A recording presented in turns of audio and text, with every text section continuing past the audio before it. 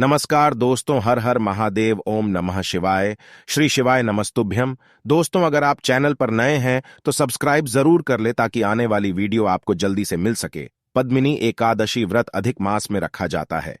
इस बार पद्मिनी एकादशी का व्रत 29 जुलाई दिन शनिवार को रखा जाएगा। पद्मिनी एकादशी जगत के पालनहार भगवान श्रीहरि विष्णु को बहुत प्रिय है।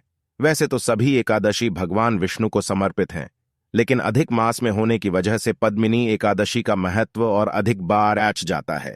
शास्त्रों में ऐसा कहा गया है कि जो व्यक्ति पद्मिनी एकादशी व्रत का पालन सच्चे मन से करता है, उसे विष्णु लोक की प्राप्ति होती है। दोस्तों, पद्मिनी एकादशी के दिन तुलसी मां की भी पूजा की जाती है। कहते हैं तुलसी के अंदर साक्षात मां लक्ष्मी का वास होता है। हालांकि इस दिन तुलसी में जल नहीं देना चाहिए, परंतु पूजा पाठ कर सकते हैं। ध्यान से सुने, पूरा सुने। आधा सुनने से कोई लाभ नहीं होगा। चलो चलते हैं, सुनते हैं। पद्मिनी एकादशी का विष्णु पुराण में खास महत्व बताया गया है। यह एकादशी अधिक मास में पड़ती है और अधिक मास को भगवान विष्णु की पूजा के लिए सबसे खास माना जाता है। पद्मिनी एकादशी को कमला एकादशी भी कहते हैं। इस दिन भगवान विष्णु की पूजा के साथ ही मां लक्ष्मी को प्रसन्न करने के उपाय करने वह अति शीघ्र होती हैं और भक्तों पर धन वर्षा करती हैं। हम आपको बता रहे हैं पद्मिनी एकादशी पर मां लक्ष्मी को प्रसन्न करने के लिए कुछ खास उपाय। कल सावन मास का शनिवार है, एकादशी तिथि पड़ रही है। बहुत ही सुंदर दिन है। जहां सावन मास भोले का दिन है, वही एकादशी के दिन भगवान विष्णु जी की पूजा की जाती है। दोस्तों, आज का जो उपाय है वो होगा बीमारी के लिए। अगर आपके घर में आर्थिक परेशानी चल रही है या फिर कोई ऐसा रोग लग गया है, हर प्रकार के प्रयास आपने कर लिए हैं परंतु कोई समस्या का हल नहीं हो रहा है, तो आप ये उपाय आज जरूर करें। इस उपाय से आपकी धन से संबंधित सभी समस्याएं खत्म हो जाएंगी, आपकी बीमारी खत्म हो जाएगी। दोस्तों, इसको जरूर करें। अगर आप इस उपाय को करते हो तो आपकी समस्या समाप्त हो जाएगी। बिल्कुल नया उपाय है, ध्यान से सुने।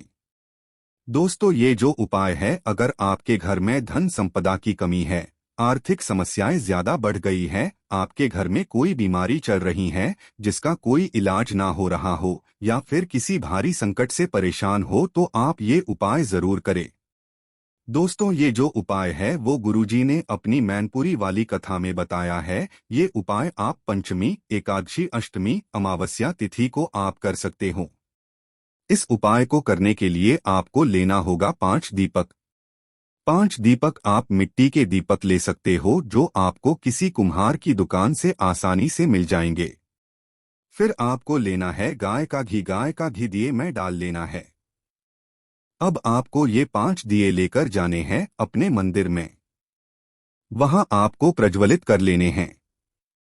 दिए की जो बाती होगी वो आप बड़ी वाली रख सकते हैं। अब आपको ये दीपक अपने मेन गेट पर, गेट के बाहर आपको रख देने हैं। इनका मुंह बाहर की साइड होना चाहिए। जब आप दीपक को रखो तो आपको जो भी आपकी मनोकामना है बोल देना है। कोई भी आपकी समस्या हो, आर्थिक हो, धन संबंधी हो या फिर घर पर कोई ऐसी विपदा आ गई है जो कट नहीं रही हो, आप अपनी सभी मनोकामना बोल सकते हो। दोस्तों, आपको ये जो उपाय करना है वो प्रदोष काल में करना है।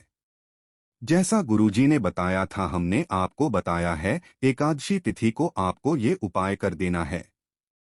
पद्मिनी एकादशी पर करने के बहुत ही शुभ फल प्राप्त होते हैं। पद्मिनी एकादशी पर शाम के वक्त तुलसी पर घी का दीपक जलाएं और ऊ नमो भगवते वासुदेवाय मंत्र का जप करें। तुलसी के पेड़ की 11 बार परिक्रमा करें और मन ही मन मां लक्ष्मी का ध्यान करते रहें। ऐसा करने से मां लक्ष्मी तक आपकी बात शीघ्र ही पहुंचती हैं और वे आपसे प्रसन्न होकर सुख समृद्धि प्रदान करती हैं। पद्मिनी एकादशी पर पूजा में शंख का प्रयोग जरूर करें। पौराणिक मान्यताओं के अनुसार शंख को मां लक्ष्मी का भाई माना जाता है और जिस घर में शंख रहता है उस घर के लोग सदैव खुशहाल रहते हैं और मां लक्ष्मी की कृपा उन पर बनी रहती है। एकादशी के दिन पूजा के वक्त कम से कम 11 बार शंख बजाएं और मन में मां लक्ष्मी का स्मरण करते रहें।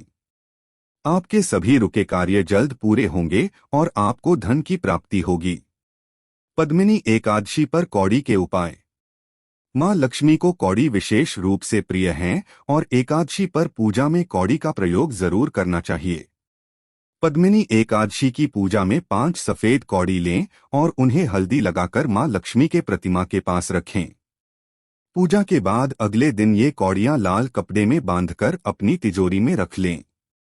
ऐसा करने से आपके घर में शीघ्र ही धन वर्षा होने लगेगी। यदि आपको नौकरी में तरक्की नहीं प्राप्त हो रही है और आप एक प्रमोशन के लिए तरस गए हैं, तो पद्मिनी एकादशी के दिन पूजा में पीले फल चढ़ाएं और इन्हें दान कर दें। इसके साथ ही अपनी आय का कुछ हिस्सा भी आपको इस दिन दान करना चाहिए। माँ लक्ष्मी जल्द आपकी सुन लेंगी और आपकी सारी इच्छाएं पूर्ण करेंगी।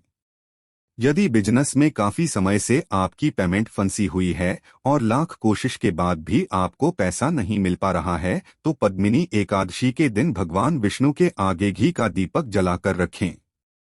स्वयं पूर्व दिशा की ओर मुख करके बैठ जाएं और गीता के 11वें अध्याय का पाठ करें। ऐसा करने से आपको शीघ्र ही बकाया राशि मिल जाएगी। पद्मिनी एकादशी के दिन भूलकर भी ना करें ये काम। यदि आप कमला एकादशी का व्रत रखते हैं, तो आपको इस बात का खास ख्याल रखना चाहिए कि आप रात के समय बिस्तर पर न सोएं। इस दिन जमीन पर ही सोना चाहिए। साथ ही इस दिन किसी की भी बुराई न करें। जो व्यक्ति कमला एकादशी का व्रत रखता है, उसे क्रोध और तनाव से बचना चाहिए। क्रोध और तनाव के कारण आप ठीक तरह से पूजा पाठ में मन नहीं लगा पाते हैं, इसलिए तनाव से बचें। 3 किसी भी एकादशी के दिन नमक का सेवन नहीं करना चाहिए, क्योंकि ऐसा करने से एकादशी व्रत का पूरा फल नहीं मिलता है। 4 पद्मिनी एकादशी के दिन विधि पूर्वक पुष्य, धूप, नैवेद्य तथा फल आदि के द्वारा भगवान की पूजा करनी चाहिए। 5 दशमी तिथि के दिन व्रत करने वाले व्यक्ति को कांस के बर्तन में खाना नहीं खाना चाहिए। साथ ही उड़द, मसूर, चना, साग, शहद, पराया अन्न का त्याग कर देना चाहिए। साथ ही इन दिन 2 बार ही भोजन करना चाहिए। 6 इस दिन दूध और दही का सेवन भी नहीं करना चाहिए। जो व्यक्ति दूध और दही का सेवन नहीं करता है, उसे मोक्ष की प्राप्ति होती है और वह भगवान विष्णु की शरण में जाता है।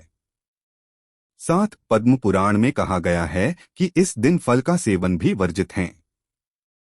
जो व्यक्ति फल का सेवन नहीं करता है, उसे उत्तम और अच्छी संतान की प्राप्ति होती है। 8 इस दिन व्यक्ति को बाल नहीं कटवाने चाहिए। साथ ही इस दिन ब्रह्मचर्य का पालन करना चाहिए। 9 साथ ही इस दिन झाड़ू का इस्तेमाल नहीं करना चाहिए, क्योंकि झाड़ू आदि लगाने से आपको चींटी और बाकी छोटे छोटे जीवों की हत्या दोष लगती है। दोस्तों, अगर आपको हमारी ये वीडियो पसंद आए तो हमारे चैनल को सब्सक्राइब जरूर करें। हर हर महादेव, ओम नमः शिवाय।